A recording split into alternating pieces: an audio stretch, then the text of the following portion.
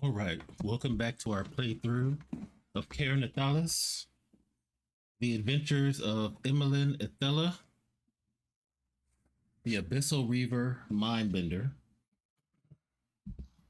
And before we get started, there's a couple things from last session that I forgot to do. So when you roll doubles, whether you pass or fail, you get to check off your skill so that you can possibly improve it. So I recall we did roll doubles for one of our attacks with our Morning Star, and we rolled doubles when we were trying to dodge an effect.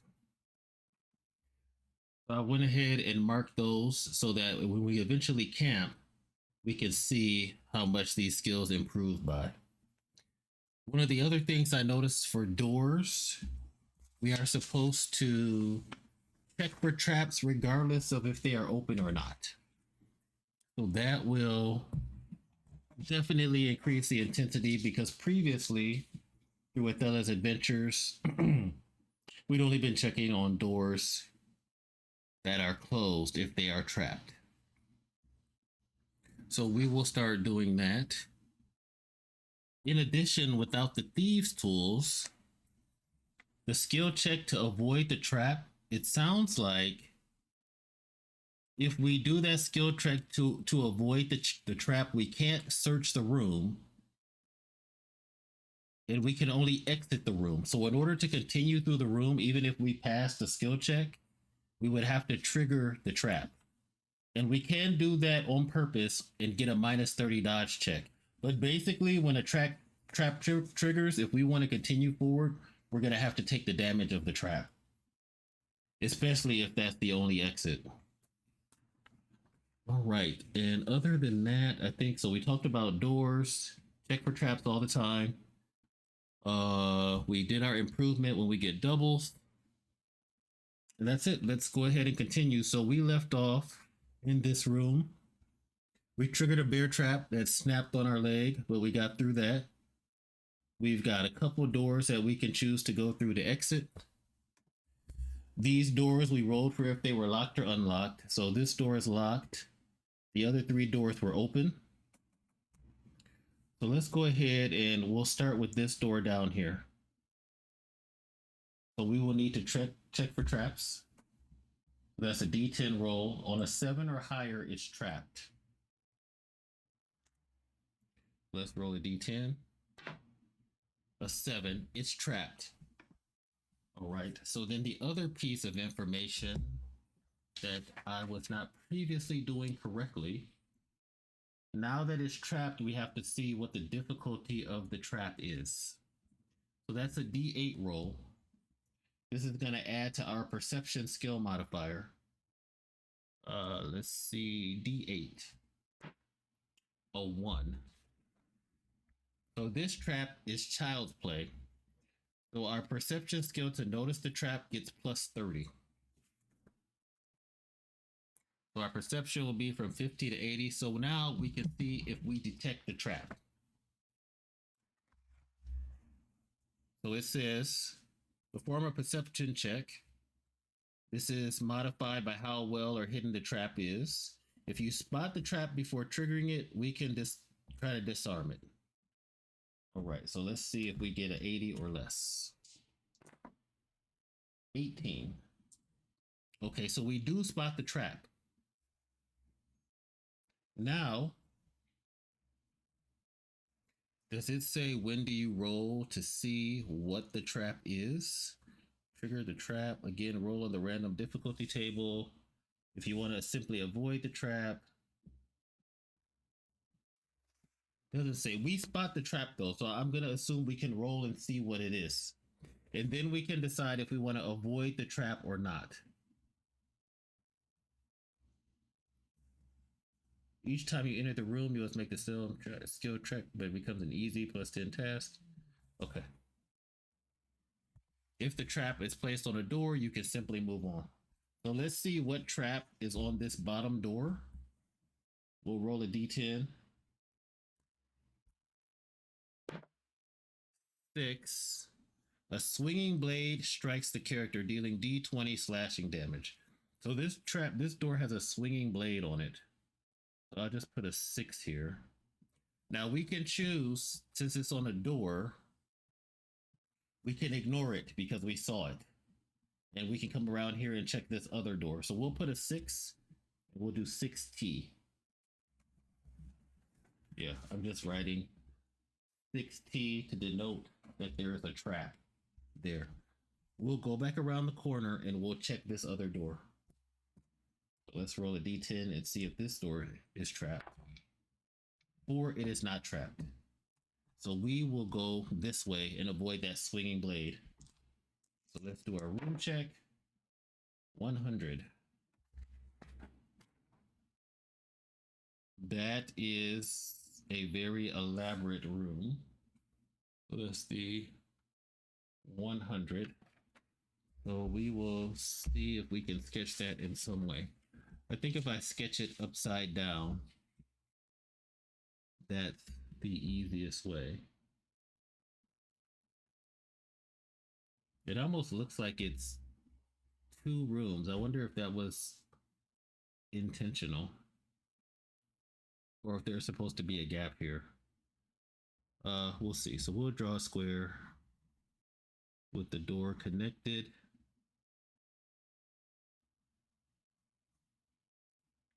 And then this comes up like this, over, down to, over, up.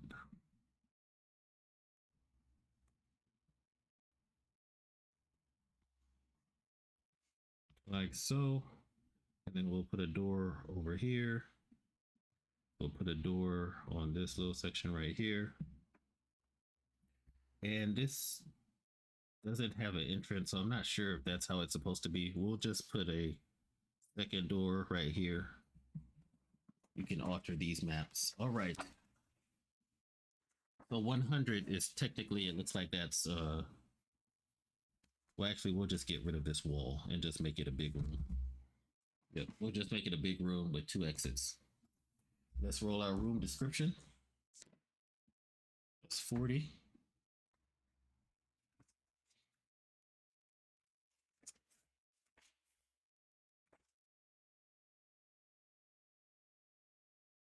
A large crack in the room's floor reveals a deep, dark abyss. So there is like a large crack in the floor.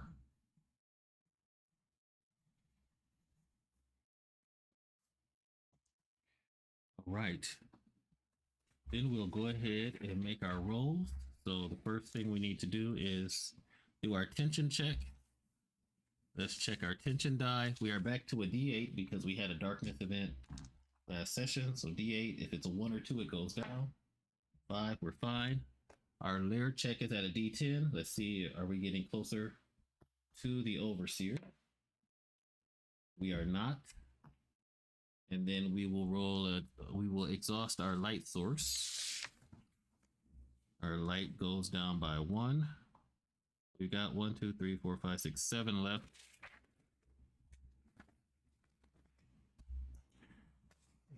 Right. And then we'll see if there's an encounter in this large room. Encounter is on a 10 or higher. 5, no encounter, but there is an event. We'll roll a D100 for an event. 75. A section of one of the walls in this room seems to be made of moving pieces. Each piece has a different diagram, and you could swear they form a pattern, but they're not correctly placed. Make a reason check. If you manage, you sought to solve the puzzle, revealing a small section of the wall that contains D2 100 coins. All right, so let's make a reason check, see if we can figure this puzzle out. Emelyn's reason is 20.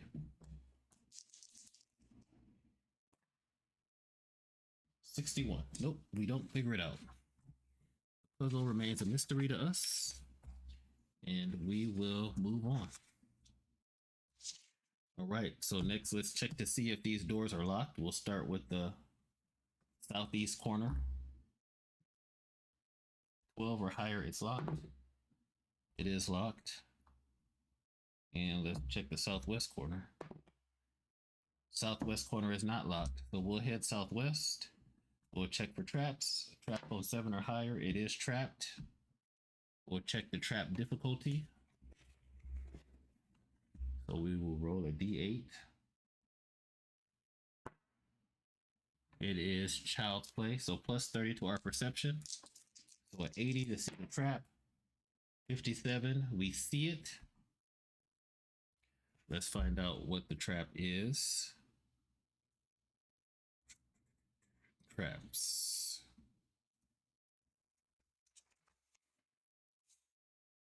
$104 once again. We'll roll a d10. It's a 2. It's another bear trap. Character steps on a hidden bear trap. They suffer 3d6 piercing damage. So we will go through the room and take that damage.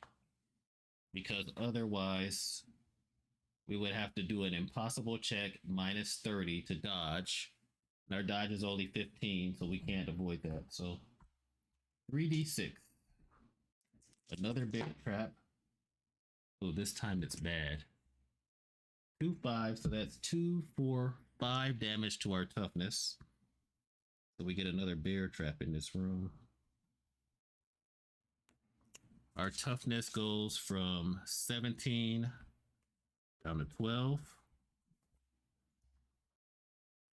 And it seems like Emelyn's nemesis is bear traps. Can't seem to avoid them. And we'll go through into the next room. Let's see what we find there. 66. 66 on the room check is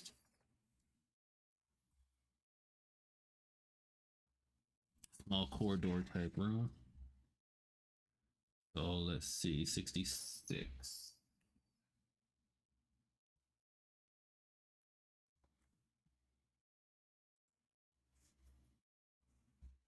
There's the door over here.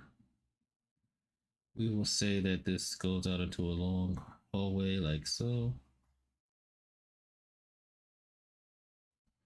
This comes out here, down here, over,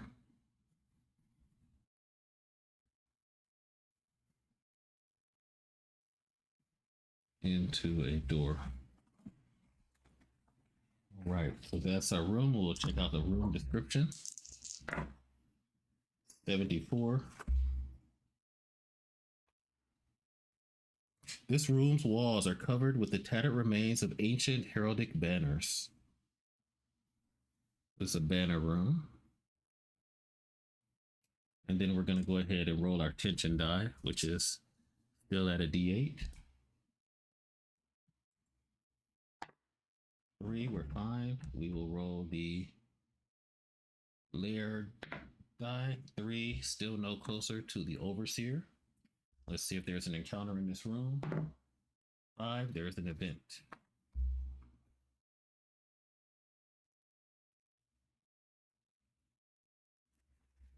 Event. Broadcast, tension die. Events. Okay. Let's see what we get for the event. 61. This room is covered in mosaics depicting fencing stances and techniques. Maybe there's something to learn here. Make a reason check. If you pass it, increase your bladed weapon skill by 1. Another reason check. 54. No, thank you. All right, so this was just the banner room.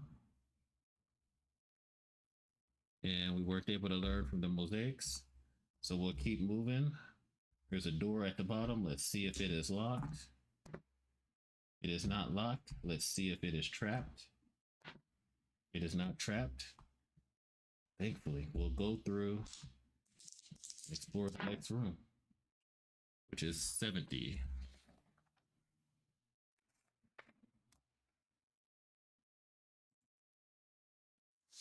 Is another elongated magnet type chamber. That's what it looks like. These two go down, and we'll go 1, 2, 3 over, down, down here, 1, 2, over here. And it has a number of exits. Let's see what this description of this looks like. 92.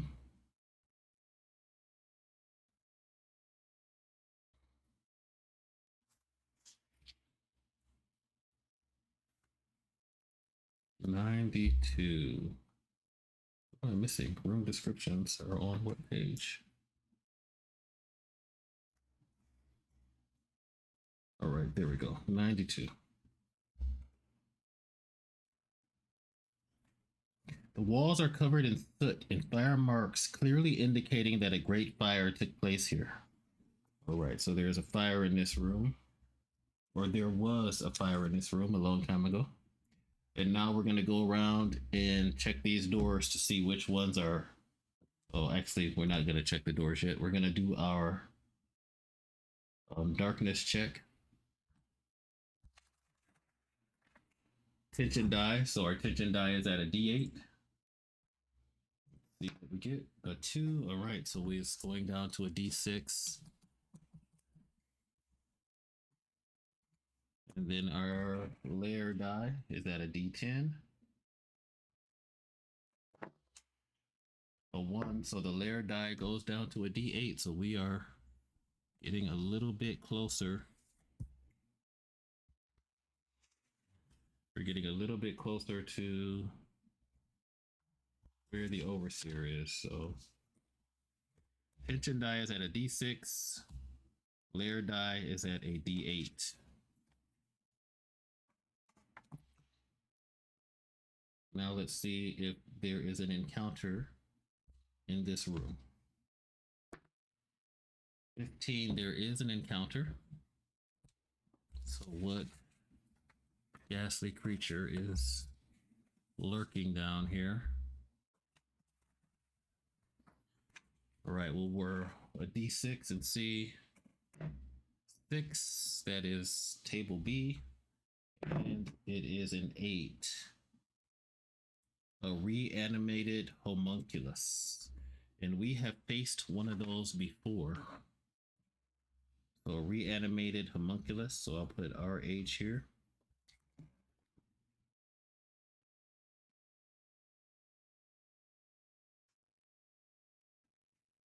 These creatures are a twisted amalgamation of necromantic art and dark alchemy, the most sacred arts in Valyrian society.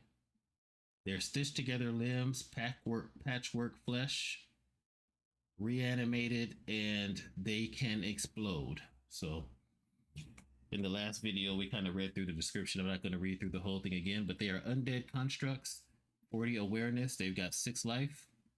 Humanoid with armor on their chest. Combat skill is 20. It'll be 10. Magic resistance is 60, and they're undead. So the undead trait means necrotic stuff heals them, holy stuff damages them more. Right, so let's go ahead and roll our initiative. So our awareness, our perception is 50, their awareness is 40. So red dice for the bad guys, black dice for the heroes. And let's see, do we want to go first? Let's see. Initiative, we got a 23. They got a 14, so both of us passed, but my 23 is higher than theirs, so we will get the initiative. First attack, we get plus 30, so our bludgeoning weapon, it'll be 80. We're going to go ahead and hit them with the Morning Star. They've got armor on their chest. Is there anything else I want to do? Infernal Flame, I could hit them with the Flaming Fist. We'll start with the Morning Star. Okay, so we got a 14. They got a 14. And I'm not sure what to do if it's a tie. Those are 2 successes. It's a tie. My weapon skill is higher, so I'm going to assume that I win. and roll the d6. If anybody knows the rules for tie, please let me know in the comments. We'll do our d6 damage. So they are going to take 2 damage, and it is going to go from 6 life to 4. All right. Then we'll roll for it. Let's see what it does. 2, it's going to physical slam attack. It staggers forward, attempting to slam us with its stitched together limbs. It makes a melee attack. All right, so we will roll. Because of my Mindbender skill, they get -10. They get +10 because they're the attacker, so they still have a combat skill of 20. And we have a bludgeoning weapon skill of 60. We got a 28, they got a 43, they fail, we pass. That means we get to roll on the defensive move. See what advantage we get. That is a 9. You get a movement of respite. After fending off your opponent's attack, recover 2 toughness. All right, so our toughness will go up from 12 to 14. And then I think for our next attack, we are going to use our Infernal Flaming Fist for 4 Aether. Our Aether is 10, it'll go down to 6. Oh no, it's magical resistance is 60. Never mind, we are not gonna do that. Leave that alone, we'll keep our Aether at 10. It's highly magical resistant. So we're just gonna try to hit him with the Morning Star. We'll get a 70 versus their 10 because they get -10.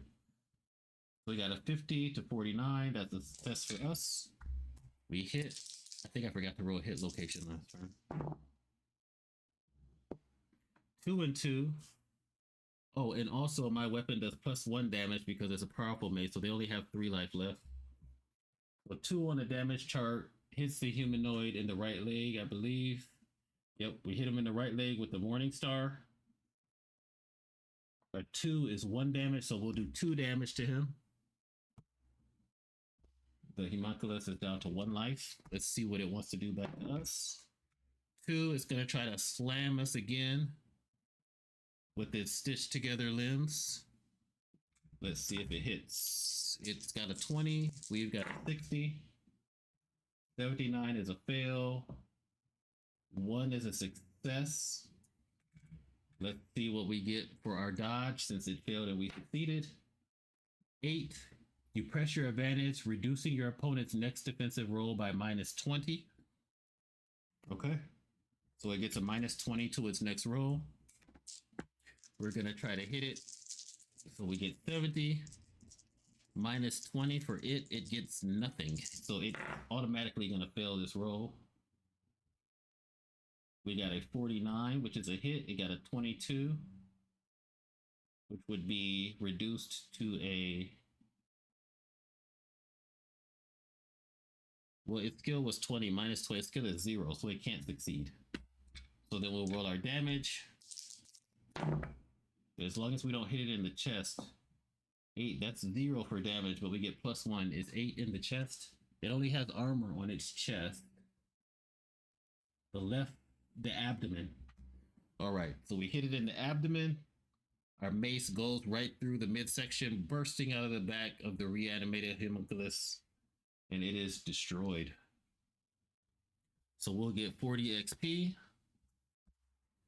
We're only getting 40 because we have memory loss issues due to one of the darkness rolls. We get -10 XP whenever we gain XP, which is why we aren't getting XP for opening locked doors or anything like that.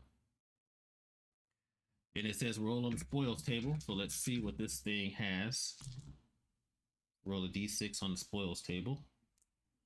Oh, I forgot to try to scavenge in the previous room too, so we'll go back, we'll pretend we scavenged, and hopefully nothing bad happens. D6 on the spoils table. 4. Roll on the valuable items table. It's a D20 roll. 18 on valuable items is a magic item. Okay, so then we'll roll on the magic item table. We're actually finding a lot of magic items and we don't have any attunement crystals. Okay, so that's a D8. So let's see what other magical gear we find that we don't understand. 3, a belt. And we'll put magic belt. Now, I saw someplace where they said belt. Let's see, magic belt. That we can roll the rarity, but I don't know that I see that anywhere. Let's see. Selling magic items. To see, you make all the rolls, simply roll. Okay. Magic item generation. Roll on the item table to learn which type of item you found. Roll on the item rarity table to learn how many properties it has. Roll as many times as necessary on the corresponding item table to learn the details. The only exception to this is amulets.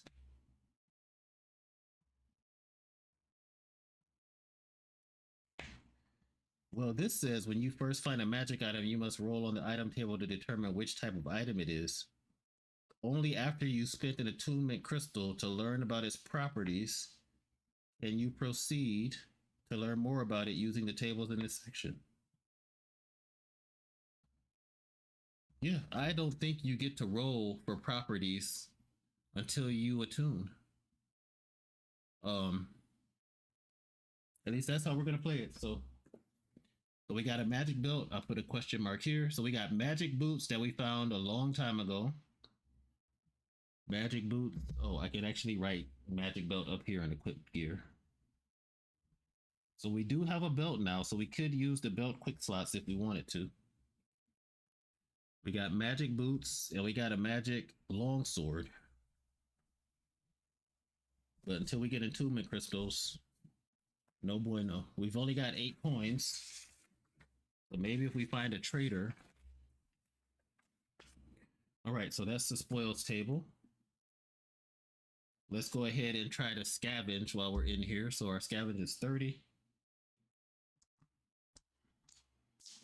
And we'll actually try to scavenge. Let's see do our scavenge roll for the previous room. Oh, there's 2 rooms we didn't scavenge in. So we'll work our way backwards. So first this one, 30 or less. 35, nope. The previous room, scavenge, 89, nope. The other room, scavenge, 85, no. So we didn't find anything. Okay, so we've killed the reanimated homunculus. We got 1, 2, 3, 4, 5 different rooms we can go in. Let's just go around the rooms and see if they're locked or unlocked. So the first door, 12 or higher, it's locked. 7 is open. Second door is locked, so we are just shading in when the doors are locked. Door to the south is locked. Okay. West, open. West, locked. All right, so looks like we can go east or west.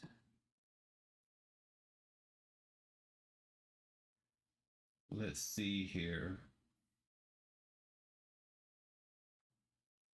I think we will head east. So let's make a D10 roll and see if it's trapped.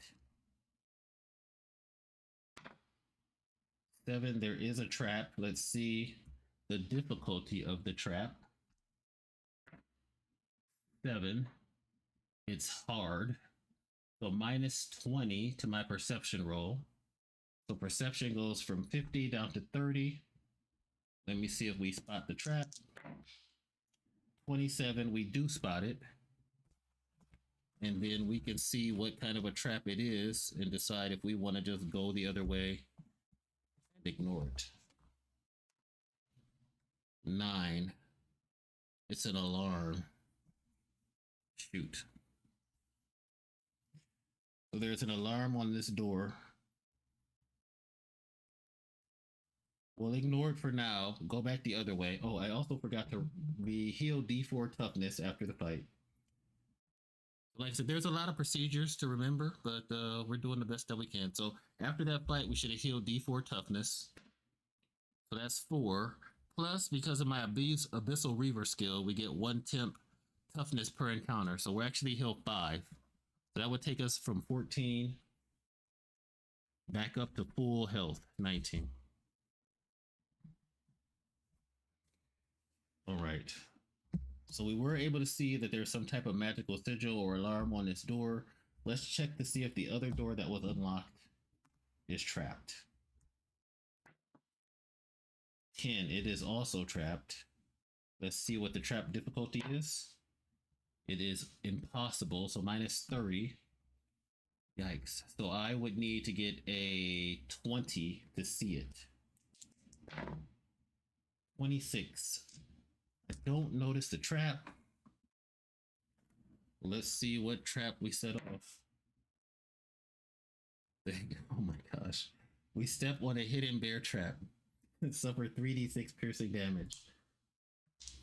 I guess she just doesn't realize the floor must be littered in something where she can't tell that there's bear traps all scattered around the floor.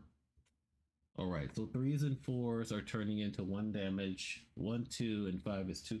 So we take 4 damage. So 19, back down to 15. No bleeding or anything else with that. They suffer 3d6 piercing damage. Is there anything specific about piercing damage that I need to be aware of that I'm not doing? Piercing. Caused mainly by certain weapons and creatures, such as the spears or beast bites. Deal +1 damage when the character performing the attack acts before their target. +1 damage when the character performing the attack acts before. So that sounds like if that's the beginning initiative type of thing. Okay. All right, so we are going to head out through this way. The bear trap is set off. And we'll see what is in this next room. It is, let's see, 19. That is a corridor. Oh, I need to mark off a light source for that room as well. Corridor, yep. And 19, it looks like a T. So we will just have this come out here.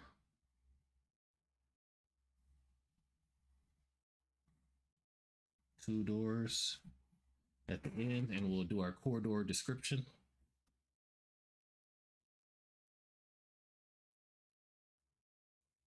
Which is a D20 roll. 5. This passage is partially blocked by a cave-in with rubble and debris scattered across the floor. Dim light filters through cracks in the ceiling. All right, so there's rubble, just a partial cave-in.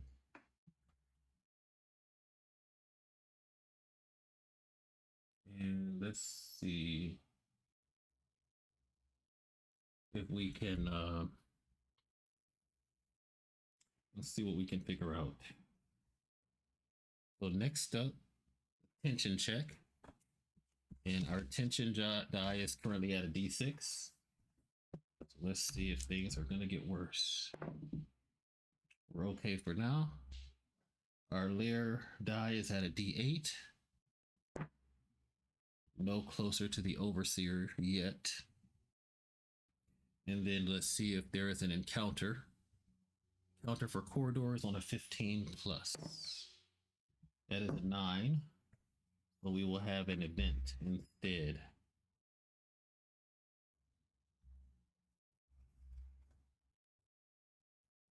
Okay, let's see what events we have. Perhaps tension die.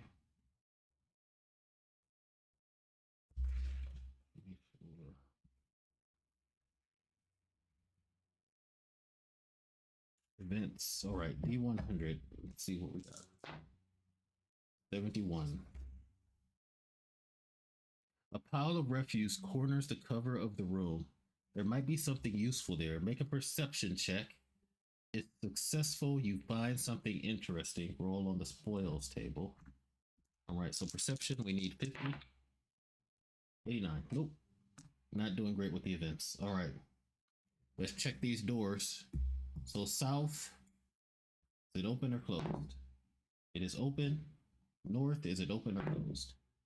It is closed. So we are going to go ahead and head south. Let's see if it's a trap. No trap. All right, let's go through to the next room. 77. 77 is going to be a large room, but it's a dead end. So that is 77 right there. So we're going to end up having to backtrack. So it's a large oval shaped room, and it is a dead end. Let's look up our room description. 64.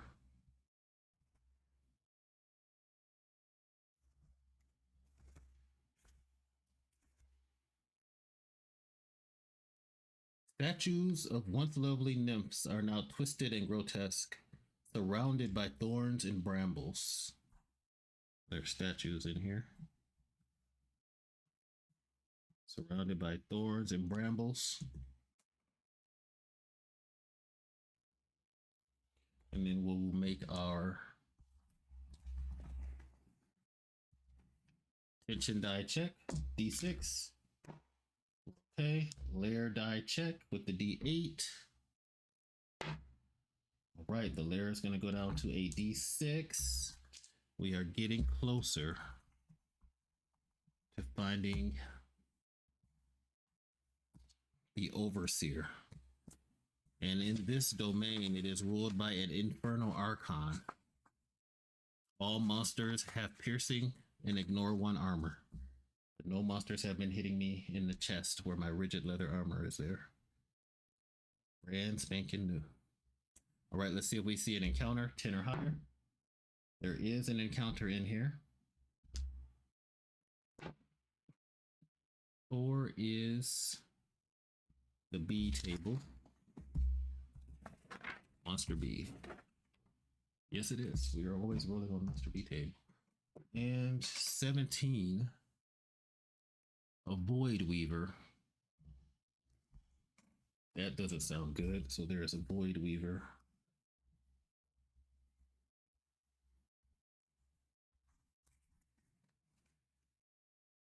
In this dead end room with the nymph statues.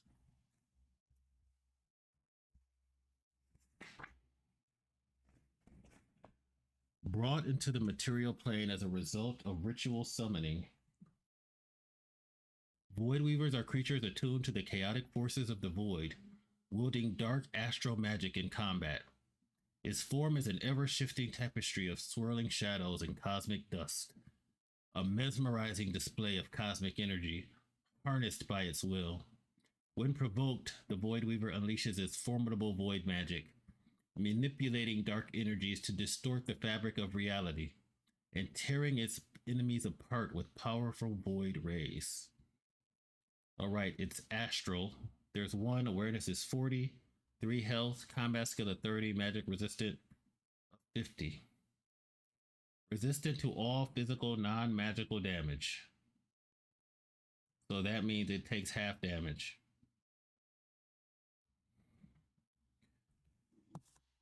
Half damage. Okay. Resistant. Pretty sure that is the case. I think I might have to look up resistant just to double check. We haven't fought a resistant to everything enemy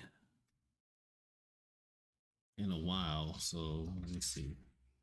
Magic resistance, exhaustion, toughness. Can I find resistance somewhere? Doors and container, traps, armor, protective gear, companions and minions, magic items, combat encounters. 117. Let's look at combat encounters. Multiple targets, hit location, magic resistance, traits, immune, restored, vulnerable. I don't see resistant. I think I'm gonna play resistant as it takes half damage if I can't find it. Is there any other index here? Resistant. Character attributes, skills. Sustain, mastery, domain, skills. Nope. Creating your survivor. Nope. Magic resistance, I see. But I don't see anything with just overall resistance. Stealth, shafted weapons, zealot, the rules, difficulty modifiers, combat, attack roll, usage die, initiative and surprise, combat, weapon speed, targeting body parts, bludgeoning, damage type, slashing, water.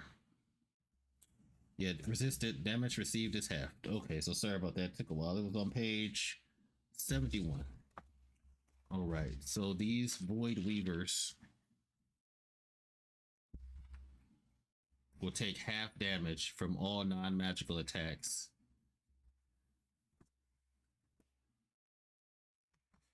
And we just can't seem to find any of these crystals or traders or anything that would help us with that.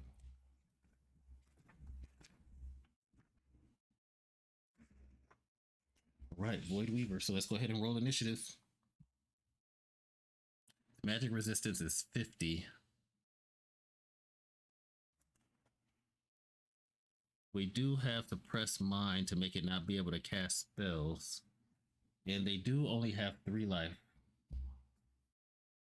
All right, so let's see who gets the first initiative. So they are looking for 40s, and we are looking for 50. So they got a 99, which is a fail. We got a 4, so we're first. So we'll go ahead and attack it with our Morning Star. So it gets minus 10, so it's looking, it has a 20, and we have an 80. 27 for us is a success. 42 for it is a fail. So we'll hit. We'll do location and damage. So a 20. Humanoid head is its weak spot. Okay, yeah, natural 20. We hit it in the head. It takes double damage, so I get to roll another d6. Well, that's just going to be 1. So this will do 1 damage. The 5 will do 2 damage, plus my powerful is 3. So it's a total of 4 damage that it takes. And it is down to 1 life. Okay. So we have that because it's resistant. Now it's the Void Weaver's turn. Let's see what it does. 6. Void Nova. It's magical. Void Weaver harnesses the chaotic power of the void within itself, causing a violent burst of energy. All creatures within the room take D8 arcane damage. Additionally, creatures that fail an athletics check are pushed down to their knees, becoming prone. Okay, but we are going to use our Mindbender free action ability to play Suppress Mind. It costs 5 and gives it no spells for 1 round. So Suppress 5. Suppress Mind costs 5 Aether. It'll get a magical resistance roll, I think. We're going to play it that it gets its magical resistance roll. So if it rolls under 50, it doesn't work. If it rolls above 50, then the spell is canceled for 1 round. 72, spells canceled for 1 round. Fantastic. And then it's back to us. So let us roll initiative. Let's roll it, make our attack roll with the Morning Star using our bludgeoning skill. So we need a 70 and they get a 20. We got a 6, which is a hit for us. They got a 48, that's a fail. We'll roll hit location and damage. 11 and 2. So 11 is the chest. So we hit it in the chest. 1 damage plus an extra 1 for powerful mace. So it takes 2 damage. Reduced in half is 1 damage, and the Void Weaver is destroyed. Fantastic. I thought that was going to be a lot worse. So we get 40 XP. We get to recover our D4 recovery. We heal 2 plus 1 from our Abyssal Reaver. So we heal 3 toughness. That'll take us back up to 18. And we get to roll on the spoils table. 2. I'm pretty sure that's mundane item. Yep, roll a mundane item and then D100. 79. We find a pouch. Okay, so pouch come in handy. We find a pouch, so we'll put that in our gear. It looks like a pouch gives us 5 slots on the character sheet. Yep, so we'll put pouch here. Should allow us to carry 5 more things from what I can tell. I wonder, let's see. We're almost at a good spot. We'll have to see if we're gonna backtrack. So we have to get rid of a light source. I don't really want to camp yet. We've only got 12 crafting supplies and 5 cooking supplies. We need to kind of go back either through this locked door. Well, first we can try to scavenge, which I keep forgetting to try to scavenge. So the corridor we can scavenge, and this room we can scavenge. So 30 or less, 39, nothing. And then let's see if we found anything in that other corridor. Nope. Scavenging is just not doing good, and we're not rolling doubles to improve that. All right, so we found our pouch. We did our healing. Let's see, is that it? Do we stop here or do we go? Let's see. We're in this tunnel. I really wish we could get someplace.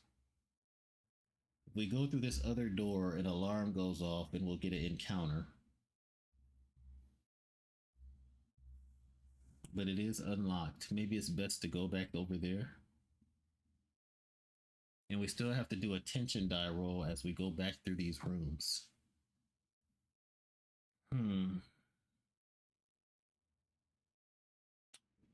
Yeah. Or do we just call it here? Let's see. One more fight. All right. Okay, so we'll head back.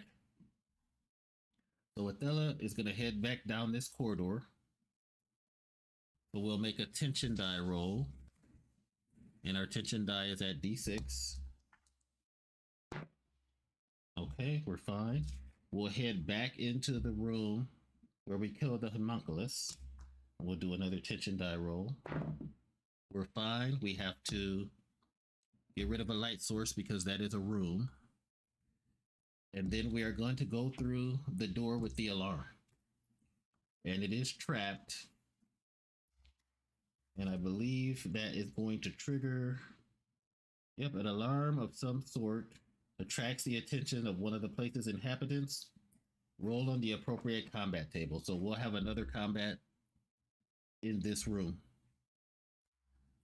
All right, so let's see what we get. 6, combat table B. D20, a 2. What is a 2? A necropede. Right, so a necropede drops down from the ceiling.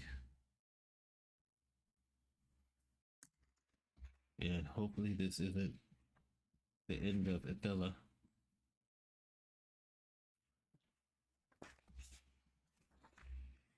Necropede. Ooh, it's got 8 health. All right. We might call it here, and Necropede will be the fight for the next session. This grotesque fusion of insect and cadaver is a chilling sight to behold. Its razor-sharp pincers and venomous stinger are imbued with necromantic energy. ensuring that those unfortunate enough to cross its path become lifeless vessels animated to carry out its malevolent will. The Necropede's presence is heralded by a stifling aura of dread, causing even the bravest hearts to tremble. Whispers of its unholy existence abound, and it is said to be the creation of a deranged sorcerer who sought to conquer death itself, now unleashed upon the world as a relentless harbinger of doom. All right, it's venomous and undead. All right. Yeah, so we will pause here. Next week, we'll come back with the Battle of the Necropede. And I think the Necropede is the picture that's in the beginning of this book. Yeah, that's the Necropede. So Emelyn and Attila is going to be facing this thing in our next adventure. All right, that's going to wrap it up for today's session of Ker Nethalas. Hope you enjoyed the playthrough. Feel free to like it, subscribe, really helps the channel, and thanks for watching.